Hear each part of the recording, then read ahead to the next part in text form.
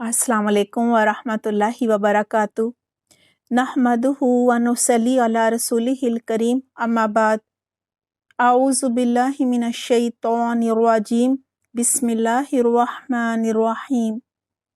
रब्बिश्रह ली सदरी व यस्सिर ली अमरी वहलुल उक़दतम मिन लिसानी यफ़क़हू क़ौली। रब्बि ज़िदनी इल्मा। अल्लाहुम्मा फ़क़्हिना फ़िद्दीन। अल्लाहुम्मा इन्नका अफ़ुव्वुन तुहिब्बुल अफ़्व फ़अफ़ु अन्नी।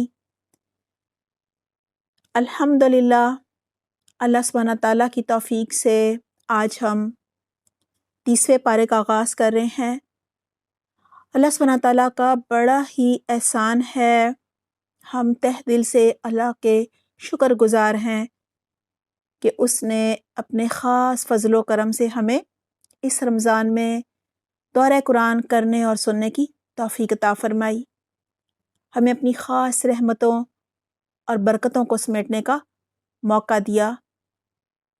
दुआ है अल्लाह सुब्हाना तआला इस कुरान को अब तर्जुमा और तफ़सीर से, तजवीज़ से, मख़ारिज से, ग्रामर और तत्बीक से सीखने की तौफ़ीक अता फ़रमाए, ताकि कुरान के ज़रिए हम अल्लाह सुब्हाना तआला से अपना ताल्लुक़ मज़बूत कर सकें, अल्लाह की पसंद के काम कर सकें, अल्लाह की नाफ़रमानी के कामों से बच सकें, अल्लाह का क़ुर्ब महसूस कर सकें, ताकि कदम कदम पर हमें अल्लाह सुब्हाना तआला के किए गए एहसानात जो हैं वो महसूस होने लगें।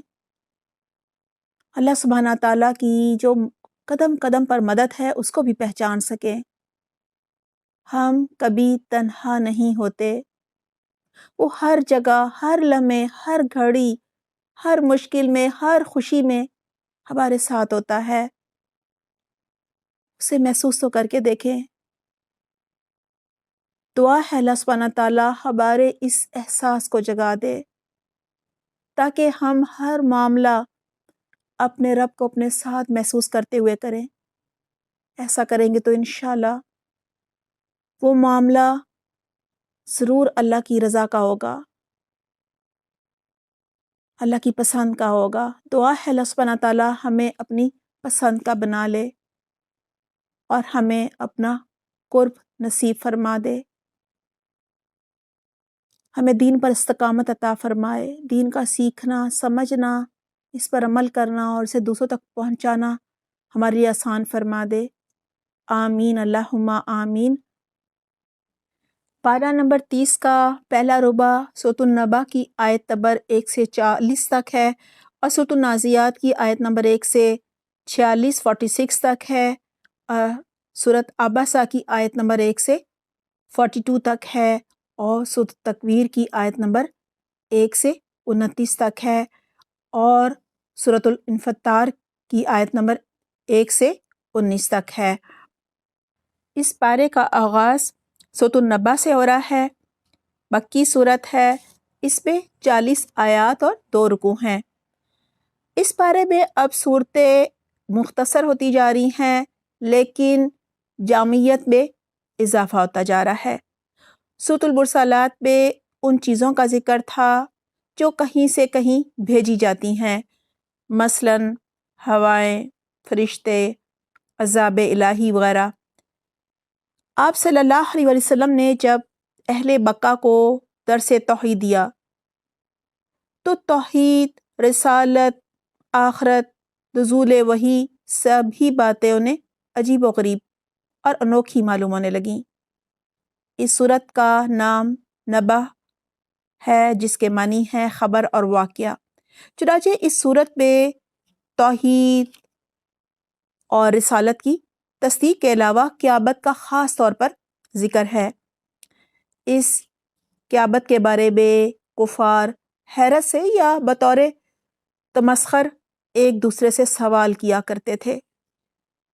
अल्लाह सुब्हाना तआला ने उनके सवालात के जवाबात दिए और बताया कि कायनात की 10 चीज़ों की तरफ उनको मुतवज्जो किया कि जिस रब ने ये सब बनाया है اور جو اس کائنات کا نظام چلا رہا ہے وہ یقیناً قیامت کا دن بھی ضرور لائے گا۔ اللہ سبحانہ تعالیٰ یہ سب کرنے پر قدرت رکھتے ہیں۔ وہ قیامت کے دن کافروں، منافقوں اور ایمان والوں کا انجام بھی جدا جدا کریں گے، کیونکہ دنیا میں ان کے اعمال مختلف تھے۔ دوبارہ انسانوں کے اعضاء بنانے اللہ کے لیے کچھ مشکل نہیں ہے۔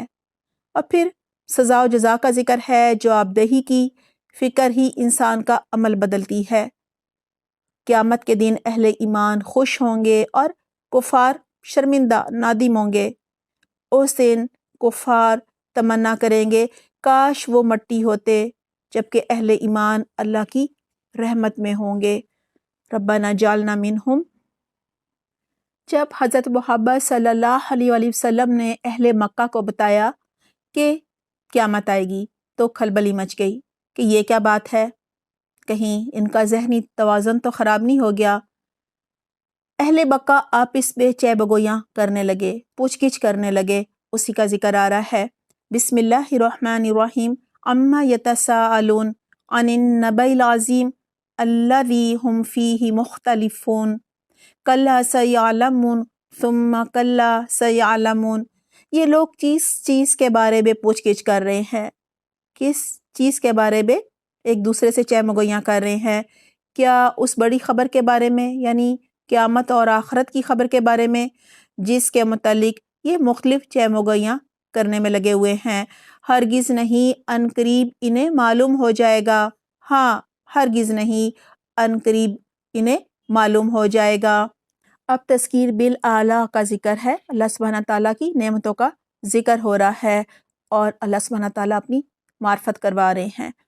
کیا یہ واقعہ نہیں ہے کہ ہم نے زمین کو فرش بنایا اور پہاڑوں کو میخوں کی طرح گاڑ دیا اور تمہیں مردوں اور عورتوں کے جوڑوں کی شکل میں پیدا کیا اور تمہاری نیند کو باعث سکون بنایا اور رات کو پردہ پوش اور دن کو معاش کا وقت بنایا اور تمہارے اوپر 7 مضبوط آسمان قائم کیے اور ایک نہایت روشن اور گرم چراغ مراد ہے سورج پیدا کیا اور بادلوں سے لگاتار بارش برسائی تاکہ اس کے ذریعے سے غلہ اور سبزی اور گھنے باغ اگائے۔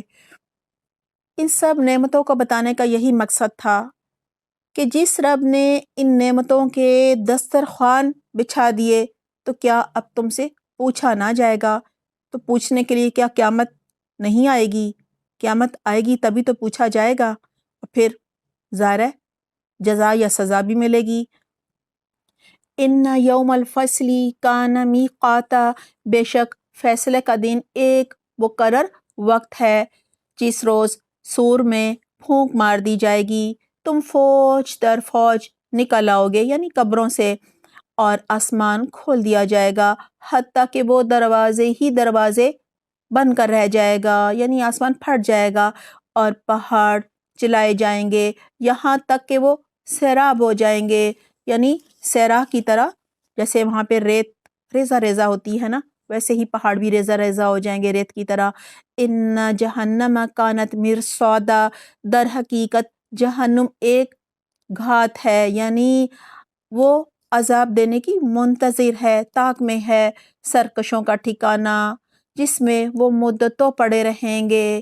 یہ ان کا ٹھکانہ ہے جو دنیا میں اللہ پر، رسول پر ایمان نہیں لاتے تھے، اللہ کی حدود کو توڑتے تھے۔ اب بتایا جا رہا ہے کہ جہنم کیسی ہوگی۔ اس کے اندر کسی ٹھنڈک اور پینے کے قابل کسی چیز کا مزہ وہ نہ چکھیں گے۔ کچھ ملے گا تو بس گرم پانی، کھولتا پانی اور زخموں کا دھون، یعنی خون پیپ ان کے کرتوتوں کا بھرپور بدلہ۔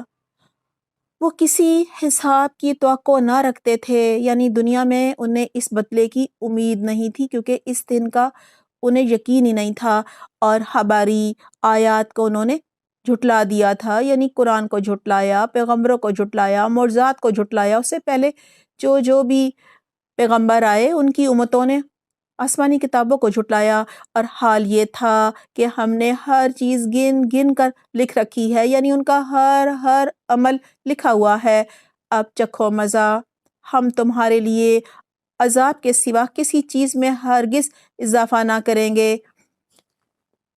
اب بتایا جا رہا ہے کہ پرہیزگاروں کو جنت میں کیا کیا نعمتیں ملیں گی۔ ان للمتقین مفازا، یقیناً متقیوں کے لیے کامرانی کا یعنی کامیابی کا ایک مقام ہے۔ جنت کے باغات یعنی باغ اور انگور اور نوخیز یعنی ہم سن ہم عمر لڑکیاں اور چھلکتے ہوئے جام۔ وہاں کوئی لغو اور جھوٹی بات وہ نہ سنیں گے۔ جزا اور کافی انعام تمہارے رب کی طرف سے، یعنی انہوں نے قربانی دی تھی، محنت کی تھی، کوشش کی تھی، جدوجہد کی تھی، دنیا میں تن من دھن اللہ کی رضا حاصل کرنے کے لیے وقف کر دیا تھا، اپنا سودا اللہ سے کر لیا تھا، اپنی تجارت اللہ سے کی تھی۔ کہا جا رہا ہے اب انہیں یہ سب انعامات ملیں گے اس نہایت مہربان اللہ کی طرف سے جو زمین اور آسمانوں کا اور ان کے درمیان کی ہر چیز کا مالک ہے، جس کے سامنے کسی کو بولنے کا اشارہ نہیں، یعنی کسی میں اللہ کے سامنے بولنے کی ہمت نہ ہوگی اس روز، جس روز روح اور فرشتے صف بستہ کھڑے ہوں گے، کوئی نہ بولے گا سوائے اس کے جسے رحمان اجازت دے اور جو ٹھیک بات کہے۔ ذالک الیوم الحق، وہ دن برحق ہے، یعنی اس کا آنا اٹل ہے۔ اب جس کا جی چاہے اپنے رب کی طرف پلٹنے کا راستہ اختیار کر لے، یعنی دنیا دارالعمل ہے، دنیا میں عمل کی مہلت ہے، جنت اور جہنم دونوں تیار ہیں۔ کہا جا رہا ہے جہاں ٹھکانہ بنانا ہے بنا لو۔ انا انذرناکم عذابا قریبا یوم ینظر المرء ما قدمت یداہ ویقول الکافر یا لیتنی کنت ترابا، ہم نے تم لوگوں کو اس عذاب سے ڈرا دیا ہے، خبردار کر دیا ہے جو قریب ہی آ لگا ہے، جس روز آدمی وہ سب کچھ دیکھ لے گا جو اس کے ہاتھوں نے آگے بھیجا ہے، یعنی جو دنیا میں وہ کرتا رہا سب وہاں پر پیش کر دیا جائے گا، اور کافر پکار اٹھے گا کہ کاش میں خاک ہوتا، کاش میں مٹی ہوتا، کاش میری ماں نے مجھے پیدا ہی نہ کیا ہوتا۔ قیامت کے دن مجرموں کو شدید پچھتاوا ہوگا، حسرت کریں گے۔ مجرم کہے گا کاش میں مٹی ہوتا، کاش قیامت قائم نہ ہوتی، کاش دنیا میں دوبارہ جا کر کچھ کر کے لانے کی مہلت مل جاتی، کاش میں نے دنیا میں ایمان لا کر قرآن کو تھاما ہوتا، اللہ سے تعلق مضبوط کیا ہوتا، کچھ میں نے آج کے دن کے لیے عمل کیے ہوتے، کچھ جمع کیا ہوتا۔ اس دن تو کچھ بھی قبول نہ ہوگا۔ آج مہلت ہے عمل کی۔ دعا ہے اللہ سبحانہ تعالی ہم سب کو شعوری ایمان لا کر ایمان کے تقاضوں پر پورا اترنے کی اور نیک اعمال کرنے کی توفیق عطا فرمائے، آمین۔ سورۃ النازعات مکی صورت ہے، 46 آیات اور 2 رکوع ہیں۔ آخرت کا تصور راسخ کیا جا رہا ہے۔ قیامت کے برحق ہونے پر اللہ سبحانہ تعالیٰ قسم کھا رہے ہیں تاکہ قیامت کی اہمیت کا اندازہ ہو اور اسے کوئی معمولی بات نہ سمجھا جائے۔ حشر و نشر کی کیفیات کا ذکر ہے۔ موت کے وقت ہی حقیقت کھل جائے گی، موت کے وقت ہی سے عذاب و ثواب کا سلسلہ جو ہے وہ شروع ہو جائے گا۔ یہاں ان فرشتوں کی قسم کھائی جا رہی ہے جو کافروں کی روح ان کے رگ و تن سے سختی کے ساتھ نکالتے ہیں، جبکہ مومنوں کی روحیں جب قبض کرتے ہیں تو وہ اپنے رب سے ملنے کے لیے بے چین ہوتی ہیں۔ پھر حضرت موسیٰ علیہ السلام اور فرعون کے واقعے کی طرف اشارہ ہے اور بتایا گیا ہے کہ سرکش کی سزا بسا اوقات دنیا میں بھی ملتی ہے، جیسے کہ فرعون پہلے ڈبویا گیا، پھر اسے قبر کا عذاب ہوگا اور پھر آخرت کا عذاب بھی ہوگا۔ یہ سورت جو ہے وہ قیامت ہی کے ذکر سے مکمل ہوتی ہے۔ بسم اللہ الرحمن الرحیم۔ والنازعات غرقا والناشطات نشطا والسابحات سبحا، قسم ہے ان فرشتوں کی جو ڈوب کر کھینچتے ہیں، یعنی تیر کر انسان کے جسم میں گھس جاتے ہیں اور پھر اس کی روح جو ہے وہ نکال کر اوپر لے جاتے ہیں اور آہستگی سے نکال لے جاتے ہیں، اور ان فرشتوں کی جو کائنات میں تیزی سے تیرتے پھرتے ہیں، پھر حکم بجا لانے میں سبقت کرتے ہیں، پھر احکام الہی کے مطابق معاملات کا انتظام چلاتے ہیں کہ کسے سجین میں رکھنا ہے اور کسے علیین میں۔ جس روز ہلا مارے گا زلزلے کا جھٹکا، یعنی پہلا جھٹکا، جب پہلا سور پھونکا جائے گا جسے نفخہ اولا کہتے ہیں تو سب مر جائیں گے، اس کا ذکر ہے، اور اس کے پیچھے ایک اور جھٹکا پڑے گا، یعنی دوسرا سور پھونکا جائے گا جس سے سب زندہ ہو جائیں گے قبروں سے، اور جہاں جہاں وہ تھے وہاں سے نکل پڑیں گے، اگ پڑیں گے۔ کچھ دل ہوں گے جو اس روز خوف سے کانپ رہے ہوں گے۔ یہ لوگ کہتے ہیں کیا واقعی مرنے کے بعد ہم پلٹا کر پھر واپس لائے جائیں گے؟ کیا جب ہم کھوکھلی بھوسیدہ ہڈیاں بن چکے ہوں گے؟ کہنے لگے یہ واپسی تو پھر بڑے گھاٹے کی ہوگی، حالانکہ یہ بس اتنا کام ہے کہ ایک زور کی ڈانٹ پڑے گی اور یکا یک یہ کھلے حشر کے میدان میں آ موجود ہوں گے۔ کیا تمہیں موسیٰ کے قصے کی خبر پہنچی ہے جب اس نے مدین سے آتے ہوئے بیوی سے کہا تھا کہ میں تمہارے لیے انگارہ لے کر آتا ہوں؟ تب اس کے رب نے اسے طوٰ کی مقدس وادی میں پکارا تھا کہ فرعون کے پاس جا، وہ سرکش ہو گیا ہے، اور اس سے کہے کہ کیا اس کے لیے تیار ہے کہ وہ پاکیزگی اختیار کرے، اور میں تیرے رب کی طرف تیری رہنمائی کروں گا تو اس کا خوف تیرے اندر پیدا ہو، یعنی تمہارے اندر اللہ کی خشیت پیدا ہو۔ یہ جا کر فرعون سے کہے کہ اللہ پر ایمان لیا۔ پھر موسیٰ نے فرعون کے پاس جا کر اس کو بڑی نشانی دکھائی، مگر اس نے جھٹلا دیا اور تکبر کی وجہ سے نہیں مانا۔ پھر چال بازیاں کرنے کے لیے پلٹا، اور فرعون نے لوگوں کو جمع کر کے ان سے کہا میں تمہارا سب سے بڑا رب ہوں۔ آخر کار اللہ نے اسے آخرت اور دنیا کے عذاب میں پکڑ لیا، یعنی غرق کر دیا، اور در حقیقت اس میں بڑی عبرت ہے ہر اس شخص کے لیے جو ڈرے۔ اب پھر تذکیر بالاعلیٰ کا ذکر آ رہا ہے۔ کیا تم لوگوں کی تخلیق زیادہ سخت کام ہے یا آسمان کی؟ اللہ نے اس کو بنایا، اس کی چھت خوب اونچی اٹھائی، پھر اس کا توازن قائم کیا، اور اس کی رات ڈھانکی اور اس کا دن نکالا۔ اس کے بعد زمین کو اس نے بچھایا، اس کے اندر سے اس کا پانی اور چارہ نکالا، اور پہاڑ اس میں گاڑ دیے سامان زیست کے طور پر تمہارے لیے اور تمہارے مویشیوں کے لیے۔ فَإِذَا جَاءَتِ الطَّامَّةُ الْكُبْرىٰ، پھر جب وہ ہنگامہ عظیم برپا ہو جائے گا، یعنی قیامت آ جائے گی، جس روز انسان اپنا سب کیا دھرا یاد کرے گا، یعنی سوچے گا میں آج کے دن کے لیے کیا کما کر لایا، اور ہر دیکھنے والے کے سامنے دوزخ کھول کر رکھ دی جائے گی۔ تو جس نے سرکشی کی تھی اور دنیا کی زندگی کو ترجیح دی تھی، یعنی جو خواہش نفس کا بندہ تھا، کہا جا رہا ہے دوزخ اس کا ٹھکانہ ہوگی۔ اور جس نے اپنے رب کے سامنے کھڑے ہونے کا خوف کیا تھا، رب کے سامنے وہی کھڑے ہونے کا خوف کرتا ہے جس سے حساب کتاب کے دن کا دنیا میں خوف تھا، جس نے خواہشات کے منہ زور گھوڑے کو لگام دے کر رکھی تھی، من چاہی نہیں بلکہ رب چاہی زندگی گزار کر آیا تھا، اور نفس کو بری خواہشات سے باز رکھا تھا، جنت اس کا ٹھکانہ ہوگی۔ یہ لوگ تم سے پوچھتے ہیں، یعنی آپ صلی اللہ علیہ وسلم سے، کہ آخر وہ گھڑی کب آ کر ٹھہرے گی، یعنی قیامت کب آئے گی؟ تمہارا کیا کام ہے اس کا وقت بتاؤ۔ اس کا علم تو اللہ پر ختم ہے، یعنی صرف اللہ کو معلوم ہے، تم صرف خبردار کرنے والے ہو ہر اس شخص کو جو خوف کھائے، یعنی قیامت سے ڈرنے والوں پر ہی نصیحت اثر کرتی ہے۔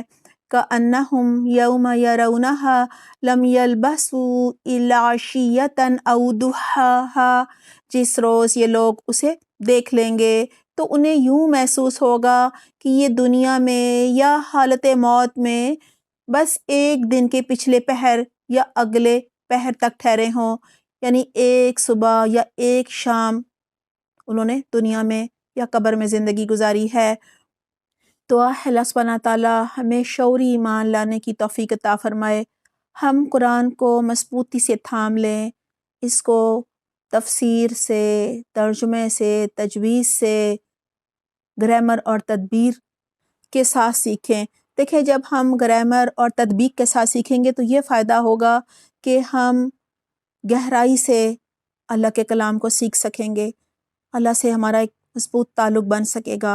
اللہ تعالیٰ ہمیں اپنے اس کام کے لیے چن لے، ہمارے لیے دین کا سیکھنا، سمجھنا، عمل کرنا اور اسے آگے پہنچانا آسان فرما دے، آمین۔ اگلی صورت ہے سورۃ عبسہ، مکی صورت ہے، 42 آیات اور 1 رکوع ہے۔ گزشتہ صورت میں فرمایا گیا تھا کہ آپ نصیحت ان کو کر سکتے ہیں جو نصیحت لینا چاہے، جو اللہ سے ڈرتا ہو۔ سرکش لوگوں کے اندر خوف خدا نہیں ہوتا، لہٰذا وہ بالکل نصیحت قبول نہیں کرتے۔ پھر قیامت کی ہلاکیوں کا ذکر ہے، اور سورت کے آغاز میں ایک عملی مثال سے ایک واقعہ بیان کیا گیا ہے۔ واقعہ کچھ یوں پیش آیا تھا کہ آپ صلی اللہ علیہ وآلہ وسلم قریش مکہ کے سرداروں کو دین کی دعوت دے رہے تھے، دعوت اسلام دے رہے تھے۔ اس وقت حضرت عبداللہ ابن ام مکتوم رضی اللہ عنہ جو کہ نابینا تھے تشریف لے آئے، اور آپ صلی اللہ علیہ وآلہ وسلم سے فرمانے لگے کہ اللہ نے جو تعلیم فرمائی ہے وہ مجھے بھی فرمائیے۔ انہیں خیال نہیں آیا کہ درمیان میں قطع کلامی مناسب نہیں۔ حضور صلی اللہ علیہ وآلہ وسلم جو کہ مجسمہ اخلاق تھے کچھ نہ بولے، ناگواری کے آثار چہرہ مبارک پر نمایاں ہوئے، کسی نے نہ دیکھے، لیکن اللہ سبحانہ تعالیٰ نے 7 آسمانوں پر دیکھ لیے اور یہ آیات نازل فرمائیں۔ یہاں یہ واقعہ آپ صلی اللہ علیہ وآلہ وسلم کے سچے نبی ہونے اور قرآن کے برحق ہونے کی دلیل ہے۔ جو آیت جس طرح نازل ہوئی ویسی ہی قرآن میں موجود ہے۔ اللہ سبحانہ تعالیٰ کو غیب کا علم ہے، ہمارے خیالات کو، ہماری سوچوں کو، اور اگر ہمارے ماتھے پر کوئی بال آ گئے ہیں تو ان سے بھی واقف ہے۔ یہاں یہ بات بھی پتہ چلتی ہے کہ اللہ دین کا علم سیکھنے والوں کی قدر فرماتا ہے، لہٰذا انہیں سرداروں پر ترجیح دینے کے لیے کہا گیا ہے، خواہ ان کو ابھی آداب نہ آئے ہوں، یعنی مجلس کے آداب جو ہوتے ہیں۔ یہاں آپ صلی اللہ علیہ وآلہ وسلم کو بھی یہ بتایا جا رہا ہے کہ کفار کے لیے آپ جان ہلکان نہ کیجیے، کوئی فائدہ نہیں۔ آپ مسلمان جو ساتھی واقعی دین کی تعلیم حاصل کرنا چاہتے ہیں، جن کے اندر طلب ہے، شوق ہے، خواہش ہے، آپ ان کو دین سکھائیے، کیونکہ وہ کفار سے بہتر ہیں۔ بسم اللہ الرحمن الرحیم، عبس وتولی ان جاءہ الاعمی وما یدریک لعلہ یزکی، ترش روح ہوا، یعنی ناگواری سے چہرے پر، ماتھے پر بل پڑ گئے، اور بے رخی برتی اس بات پر کہ وہ اندھا ان کے پاس آ گیا، یعنی انہوں نے آ کر کہا کہ آپ میری طرف توجہ فرمائیے۔ اللہ سبحانہ تعالیٰ فرما رہے ہیں تمہیں کیا خبر، وہ سدھر جائے، یعنی نابینا ہونے کے باوجود اسے تزکیہ نفس کی فکر ہے، اور ہو سکتا ہے کہ اس کے ایمان میں اس مجلس سے اضافہ ہو جائے، وہ نصیحت حاصل کر لے۔ پھر کہا جا رہا ہے یا نصیحت پر دھیان دے، اور نصیحت کرنا اس کے لیے نافع ہو۔ جو شخص بے پرواہی برتتا ہے اس کی طرف تو تم توجہ کرتے ہو، یعنی یہ قریش مکہ کے سردار، حالانکہ اگر وہ نہ سدھریں تو تم پر اس کی ذمہ داری نہیں ہے، یعنی تم پر اس کی کیا ذمہ داری، مطلب یہ ہے کہ آپ نے تو حق کا پیغام پہنچا دیا، اب وہ ایمان لائے یا نہ لائیں آپ سے تو پوچھنی ہوگی، اور جو خود تمہارے پاس دوڑا آتا ہے، یعنی ام مکتوم، اور وہ ڈر رہا ہے، اس سے تم بے رخی برتے ہو، ہرگز نہیں، یہ تو ایک نصیحت ہے، جس کا جی چاہے اسے قبول کرے، یعنی ابو جہل، ابو لہب نہیں قبول کرتے تو آپ ان کی پرواہ بالکل بھی نہ کریں۔ یہ ایسے صحیفوں میں درج ہے جو مکرم ہے، بلند مرتبہ ہیں، پاکیزہ ہیں، معزز اور نیک کاتبوں کے ہاتھوں میں ہے، مراد فرشتوں کے ہاتھوں میں ہے۔ اب بتایا جا رہا ہے کہ انسان اپنی تخلیق پر غور و فکر نہیں کرتا اور کتنا ناشکرہ ہے کہ اپنے ہی خالق کا انکار کر دیتا ہے۔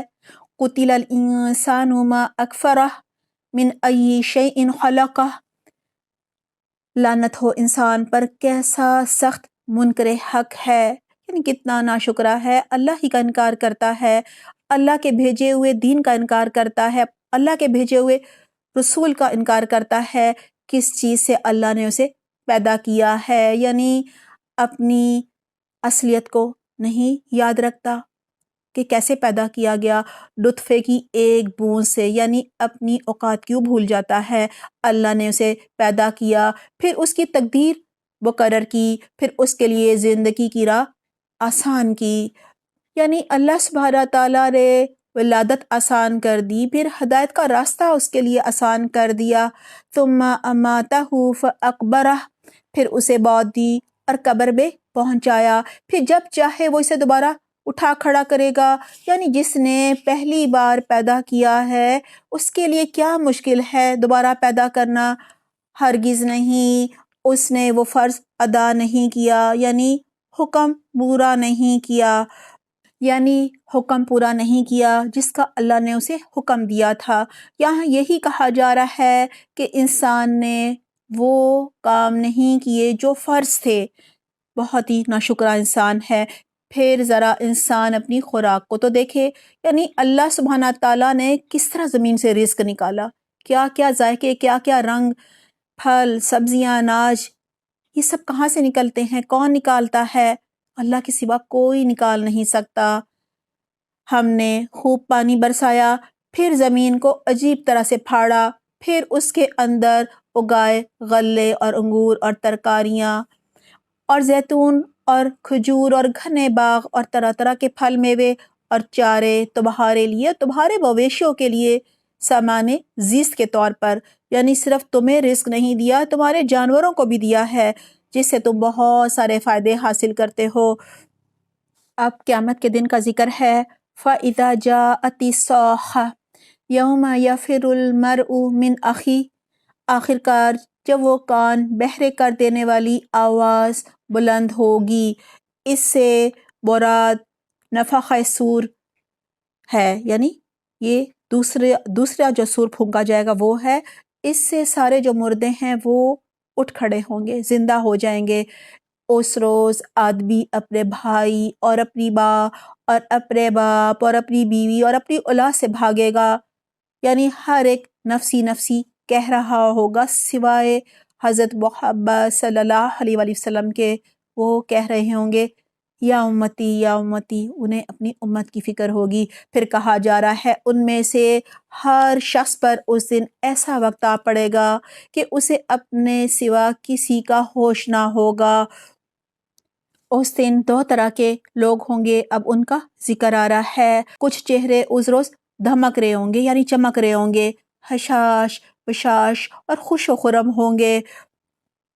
وَوُجُوهٌ يَوْمَئِذٍ عَلَيْهَا غَبَرَةٌ تَرْهَقُهَا قَتَرَةٌ، اور کچھ چہروں پر اس روز خاک اڑی ہوگی، یعنی کچھ چہرے اس دن گرد آلود ہوں گے، سیاہی چھائی ہوگی، یہی کافر اور فاجر لوگ ہوں گے، یعنی یہ دنیا میں اپنے نفس کے تقاضوں کو پورا کرنے میں لگے رہے، اللہ کی حدود کو خوب انہوں نے پامال کیا۔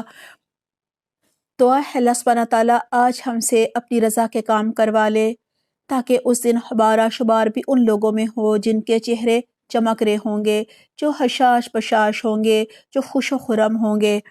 آمین۔ سورۃ التکویر مکی صورت ہے، 29 آیات ہیں اور 1 رکوع ہے۔ گزشتہ صورت میں آخرت کی ہولناکیوں کا ذکر تھا، یہاں بتایا جا رہا ہے کہ مرنے کے بعد انسان عالم شہادت اور عالم آخرت کے درمیان میں رہتا ہے، یہ دنیا چھوٹ جاتی ہے، آخرت کا انتظار کرنا پڑتا ہے۔ قیامت سے پہلے واقع ہونے والے حادثات کا ذکر ہے، پھر وسیلے کا ذکر ہے، رسول صلی اللہ علیہ وسلم برحق ہیں، جبرائیل علیہ السلام وہی پہنچانے والے ہیں اور امین ہیں، ان پر شک و شبہ کی کوئی گنجائش نہیں ہے۔ بسم اللہ الرحمن الرحیم۔ اذا الشمس کورت واذا النجوم انکدرت واذا الجبال سیرت، جب سورج لپیٹ دیا جائے گا، یعنی قیامت کا منظر ہے، نظام شمسی درہم برہم ہو جائے گا، اور جب تارے بکھر جائیں گے اور جب پہاڑ چلائے جائیں گے، اور جب 10 مہینے کی حاملہ اونٹنیاں اپنے حال پر چھوڑ دی جائیں گی، کیونکہ اہل عرب اونٹنیوں کی بہت زیادہ حفاظت کرتے تھے، یہ ان کے لیے متاع ہوتی تھیں، سنبھال کر رکھتے تھے، اور جب جنگلی جانور سمیٹ کر کٹھے کر دیے جائیں گے، یعنی ان کی وحشت ختم ہو جائے گی۔ وحشی جانور جو ہیں وہ ابھی تو دنیا میں انسانوں سے دور رہتے ہیں نا، تب اتنے خوفزدہ ہوں گے کہ وہ انسانوں کے ساتھ ہی ایک جگہ پر جمع ہو جائیں گے۔ وَإِذَا الْبِحَارُ سُجِّرَتْ وَإِذَا النُّفُوسُ زُوِّجَتْ، اور جب سمندر بھڑکا دیے جائیں گے، یعنی سمندر دھواں بن کر، بھاپ بن کر اڑ جائیں گے، اور جب جانیں جسموں سے جوڑ دی جائیں گی، یعنی قبروں میں اور جہاں جہاں کوئی مردہ پڑا ہوگا اس کی روحیں جو ہیں وہ واپس جسموں میں داخل کر دی جائیں گی، اور جب زندہ گاڑی ہوئی لڑکی سے پوچھا جائے گا کہ وہ کس قصور میں ماری گئی، یعنی تجھے کس نے قتل کیا، کس نے مٹی میں دبایا، کیونکہ دور جہالیت میں زندہ بیٹی کو دفن کر دیا جاتا تھا، اور جب اعمال نامے کھولے جائیں گے، اور جب آسمان کا پردہ ہٹا دیا جائے گا، یعنی آسمان کی کھال اتار دی جائے گی، اوپر کا سب جو کچھ بھی ہے نا وہ نظر آنے لگے گا، اور جو پہاڑ ہیں وہ سرخ ہو کر اڑ جائیں گے، اور جب جہنم دکھائی جائے گی اور جب جنت قریب لائی جائے گی، اس وقت ہر شخص کو معلوم ہو جائے گا کہ وہ کیا لے کر آیا، یعنی دنیا میں اس نے کیا اعمال کیے تھے، کیا عمل کر کے لایا، کیا صدقہ جاریہ کے طور پر پیچھے چھوڑ کر آیا۔ اب مشرکین مکہ کو بتایا جا رہا ہے کہ تمہارا یہ گمان غلط ہے کہ یہ قرآن جو ہے وہ کسی دیوانے پر نازل ہو گیا ہے یا کوئی شیطانی وسوسہ ہے۔ فَلَا أُقْسِمُ بِالْخُنَّسِ الْجَوَارِ الْكُنَّسِ وَاللَّيْلِ إِذَا عَسْعَسَ، پس نہیں میں قسم کھاتا ہوں پلٹنے اور چھپ جانے والے تاروں کی، اور رات کی جب کہ وہ رخصت ہوئی، اور صبح کی جب اس نے سانس لی، یعنی صبح جو ہے وہ بہت ہی خاموش اور پرسکون ہوتی ہے، پھر ہلکی ہلکی گہما گہمی شروع ہو جاتی ہے۔ یہ فی الواقع ایک بزرگ پیغامبر کا قول ہے، یعنی حضرت جبرائیل علیہ السلام کا۔ دیکھیں یہاں رسول کریم سے مراد حضرت جبرائیل علیہ السلام ہے، جبکہ سورہ حاقہ میں رسول کریم سے مراد حضرت محمد صلی اللہ علیہ وآلہ وسلم تھے، جو بڑی توانائی رکھتا ہے، یعنی جبرائیل علیہ السلام عرش والے کے ہاں بلند مرتبہ ہے، وہاں اس کا حکم مانا جاتا ہے، وہ با اعتماد ہے، یعنی حضرت جبرائیل علیہ السلام کو جو اللہ سبحانہ تعالیٰ بیان کرتے ہیں وہی وہ لا کر حضرت محمد صلی اللہ علیہ وآلہ وسلم پر نازل فرماتے ہیں۔ اور اے اہل مکہ، تمہارا رفیق مجنون نہیں ہے، یعنی محمد صلی اللہ علیہ وآلہ وسلم کوئی دیوانے نہیں ہے، اس نے اس پیغامبر یعنی جبرائیل علیہ السلام کو روشن افق پر دیکھا ہے۔ سورۃ النجم میں یہ ذکر آ چکا ہے۔ وَمَا هُوَ عَلَى الْغَيْبِ بِضَنِینٍ، اور وہ غیب کے اس علم کو لوگوں تک پہنچانے کے معاملے میں بخیل نہیں ہے، یعنی جو ان پر نازل کیا جاتا ہے ویسے کا ویسا وہ بتا دیتے ہیں، اور 40 سال تک محمد صلی اللہ علیہ وآلہ وسلم کہا جا رہا ہے کہ اے اہل مکہ تمہارے ساتھ رہے، تم نے دیکھا وہ ہمیشہ سچ بولتے تھے، وہ امین تھے، وہ صادق تھے، اور کبھی ان کی دوستی کسی کاہن سے نہیں رہی، کوئی غیب کا علم انہوں نے تم تک نہیں پہنچایا۔ پھر کہا جا رہا ہے اور یہ کسی شیطان مردود کا قول نہیں ہے، یعنی یہ بھی غلط ہے کہ شیطان نے ان کے کان میں آ کر کوئی بات ڈال دی ہے، پھر تم کدھر چلے جا رہے ہو۔ یہ تو سارے جہان والوں کے لیے ایک نصیحت ہے، یعنی یہ قرآن تو یاد دہانی ہے تم میں سے ہر اس شخص کے لیے جو رائے راست پر چلنا چاہتا ہو، اصل بات یہی ہے جو ہدایت پانا چاہتا ہو۔ وَمَا تَشَاءُونَ إِلَّا أَن يَشَاءَ اللَّهُ رَبُّ الْعَالَمِينَ، اور تمہارے چاہنے سے کچھ نہیں ہوتا جب تک اللہ رب العالمین نہ چاہے۔ یعنی اللہ سبحانہ تعالیٰ بھی زبردستی کسی کو ہدایت پر نہیں چلاتے جب تک بندے کے اندر طلب نہیں ہوتی، خواہش نہیں ہوتی، وہ چلنا چاہتا ہے تو ہی چلاتے ہیں۔ دعا ہے اللہ سبحانہ تعالیٰ ہم سب کے اندر بھی ہدایت پانے کی طلب ڈال دے، شوق ڈال دے، خواہش ڈال دے، ہم بھی ہدایت پانے کے لیے کوشش کریں، اپنا وقت لگائیں، اپنی صلاحیتیں لگائیں، اپنا جان و مال لگائیں۔ اللہ سبحانہ تعالیٰ ہمیں اپنے دین کی خدمت کے لیے چن لے، آمین، اللہم آمین۔ سورۃ الانفطار، یہ مکی صورت ہے، 19 آیات اور 1 رکوع ہے۔ گزشتہ صورت میں آخرت اور سزا جزا کا ذکر تھا، وہاں مرکزی آیت تھی عَلِمَتْ نَفْسٌ مَّا أَحْضَرَتْ، اس دن ہر شخص جان لے گا وہ کیا لے کر آیا۔ اس صورت کی جو مرکزی آیت ہے وہ ہے عَلِمَتْ نَفْسٌ مَّا قَدَّمَتْ وَأَخَّرَتْ، اس دن یعنی قیامت کے دن ہر شخص جان لے گا جو اعمال اس نے آگے بھیجے تھے اور جو پیچھے چھوڑے تھے۔ اس صورت میں مزید کہا جا رہا ہے انسان اگر اپنی تخلیق پر غور کرے تو اسے آخرت کی صداقت پر، آخرت کی سچائی پر یقین آ جائے۔ صرف اللہ کو ماننے سے ایمان نہیں آ جاتا، آخرت پر یقین ضروری ہے، ایمان بالغیبی قبول ہوتا ہے۔ اللہ رحمان ہے، رحیم ہے، مالک یوم الدین ہے، لہٰذا فرائض سے غافل نہیں ہونا چاہیے۔ سب سے پہلے قیامت کی ہولناکی کا ذکر ہے۔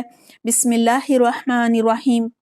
وَإِذَا السَّمَاءُ انفطرت وَإِذَا الْكَوَاكِبُ انتثرت وَإِذَا الْبِحَارُ فُجِّرَتْ، جب آسمان پھٹ جائے گا اور جب تارے بکھر جائیں گے یعنی جھڑ جائیں گے، اور جب سمندر پھاڑ دیے جائیں گے یعنی ان میں ابال آ جائے گا، اور جب قبریں کھول دی جائیں گی، اس وقت ہر شخص کو اس کا اگلا پچھلا سب کیا دھرا معلوم ہو جائے گا۔ یعنی کیا اس نے آگے پیچھے آگے کر کے بھیجا، کیا پیچھے چھوڑ آیا، یا کس چیز کو اس نے آگے کیا، کس کو پیچھے کیا۔